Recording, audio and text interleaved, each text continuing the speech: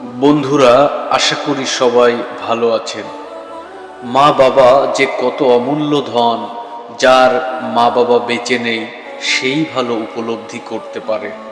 অথচ বেঁচে থাকতে আমরা অনেকেই কদর করি না, বকাঝকা আর ঝাড়ির উপর রাখি। অনেকেই বুড়া বয়সে বৃদ্ধাশ্রমে রেখে আসে তাদের। নিউজে দেখেছি কত ছেলে মেয়ে রাতের আধারে বুড়া বাবা মাকে রেল স্টেশনে ফেলে রেখে চলে যায়।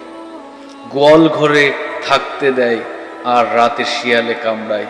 হায় রে আদরের সন্তান! পবিত্র কোরআনে সূরা লুকমানের 14 নম্বর আয়াতে মহান আল্লাহ তাআলা বলছেন, আর আমি মানুষকে তার মাতা পিতার ব্যাপারে সদাচরণের নির্দেশ দিয়েছি।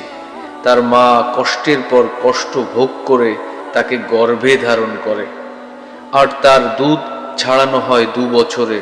সুতরাং আমার ও তোমার পিতামাতার শুকরিয়া আদায় করো, প্রত্যাবর্তন তো আমার কাছেই।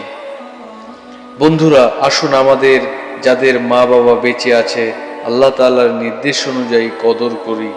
যাদের মা বাবা বেঁচে নেই তাদের জন্য প্রতিনিয়ত দোয়া করি। সবাই ভালো থাকবেন। আল্লাহ হাফেজ।